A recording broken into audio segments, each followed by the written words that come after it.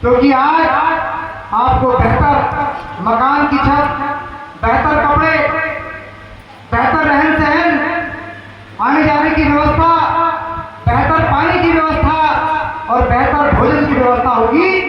तो 650 साल पहले आपको अंदाजा नहीं है कि किस सामाजिक परिवर्तन की लड़ाई संत रविदास जी लड़ रहे थे। ये सोचने विषय है।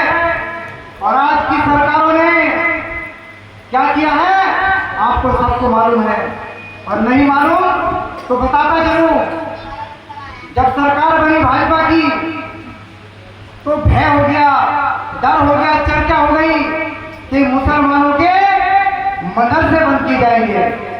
आप सब लोग बहुत खुश थे, लेकिन मुसलमानों का तो बहाना बनाया गया है, निशाना आप लोग हैं।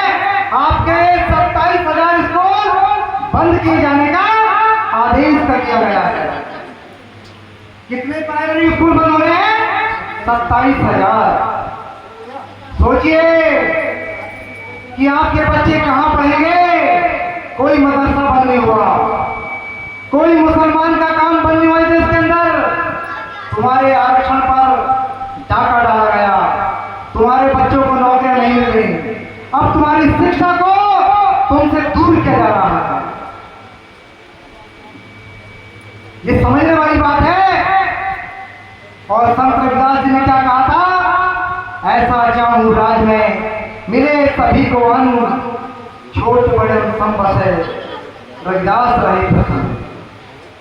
भाइयों और बहनों, जिस समय 10-11 तारीख को शुक्रताल के अंदर मुख्यमंत्री महोदय पहुंचे, उन्हें अपना भाषण, अपना वक्तव्य भारत माता की जय वंदे मातरम से शुरू किया।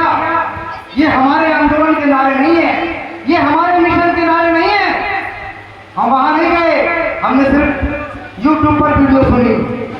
मैंने उसका काउंटर किया, उस बात का खंडन करते हुए 10 से 12 मिनट की मैंने लाइव वीडियो चलाई।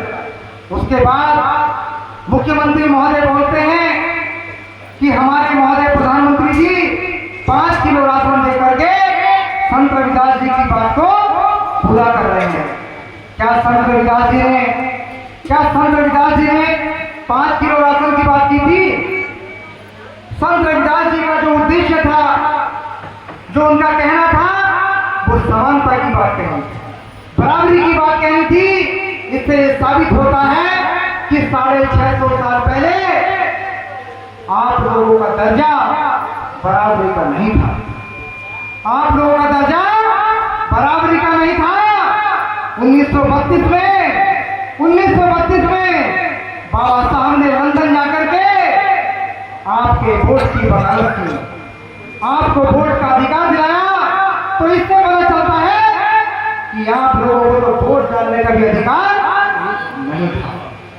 कोई व्यक्ति यहां बैठा हो, कोई बहन बैठी हो यहां पर, और वो बता दे कि बाबा साहब के पहले हमें वोट डालने का अधिकार था।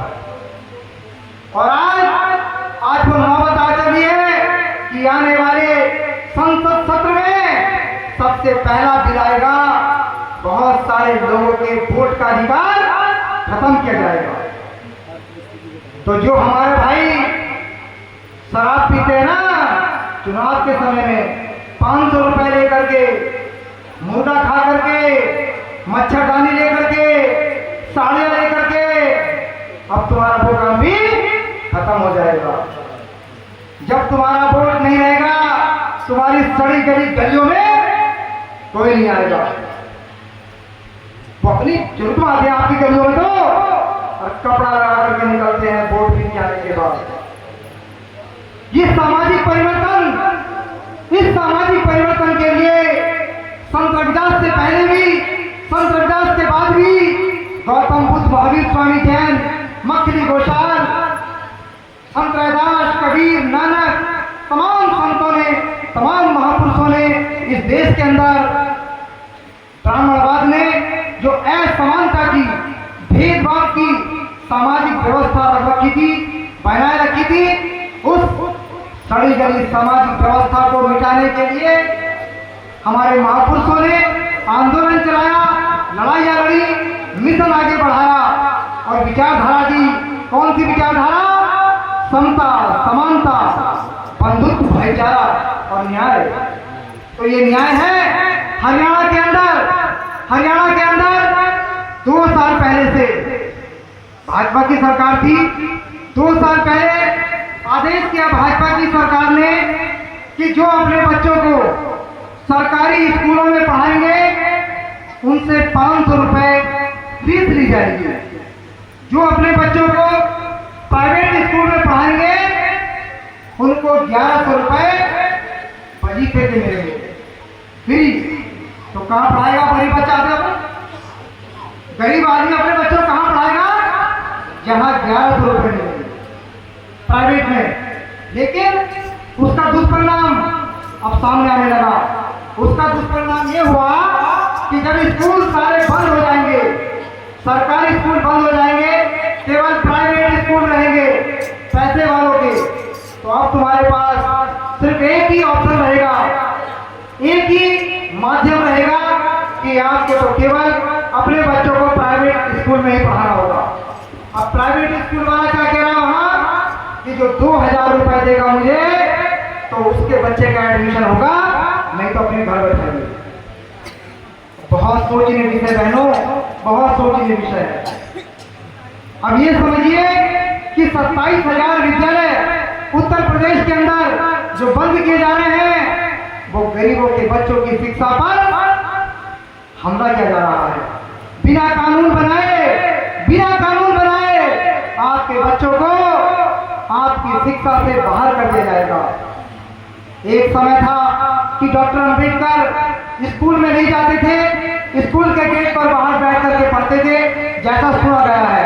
लेकिन डॉक्टर अंबेडकर ने ये कसम खाई थी कि मैं तो गेट पर बैठ के पढ़ाऊं, लेकिन मेरे समाज के बच्चे अंदर क्लास में बैठ करके पढ़ेंगे। तो पढ़ाए ना पढ़ाए आपको, आपके बच्चे पढ़ेंगे नहीं पढ़े अंदर बैठ करके। लेकिन आज बाबा साहब के कानूनों पर, बाबा साहब के बनाए हुए संविधान पर, बाबा साहब के बनाए हुए अधिनियम पर, उनकी व्यवस्था पर तलवारें चलाई जा रही हैं। और आप लोग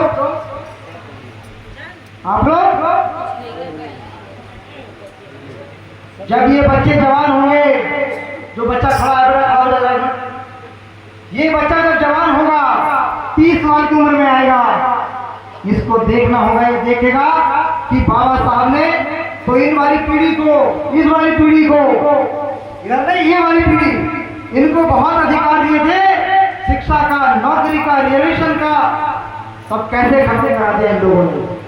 तो ये बच्चे क्या मारना था हमारे मुंह पे? थूकेंगे ये बच्चे? नहीं थूकेंगे भाई, हमारा फोटो खड़ा रखेंगे, ये हमारे मुंह पर थूकेंगे कि इतने सारे अधिकार हमारे दादा ने, हमारे परदादा ने, हमारे बाप ने कैसे खो दिए। और खो क्या दिए? आज भी हम लोग पूरी तरह से पाखंडवाद, अंधविश्वास, मनुवाद के झांसे में पड़े हुए हैं। आज मैं बालावाड़ी रविदास मंदिर पर गया, कितनी बहनें जानती है बालावाड़ी रविदास मंदिर को? हाथ खड़ा करें। नहीं जानती ना? नहीं जानती। 200 साल पुराना मंदिर, 200 साल पुराना, बहुत बड़ा मंदिर है। आसपास के जिलों में ऐसा मंदिर नहीं। वहां पे हमारे संत बोल रहे हैं कि आज गुरु पूर्णिमा 12 बजे से और कल 12 बजे तक रहेगी। ये क्या हो गया? ब्राह्मणवाद। कल जब रक्षाबंधन आएगी कल, तो ब्राह्मण क्या कहेंगे कि रक्षाबंधन आज 12 बजे से और कल 12 बजे तक चलेगी। तो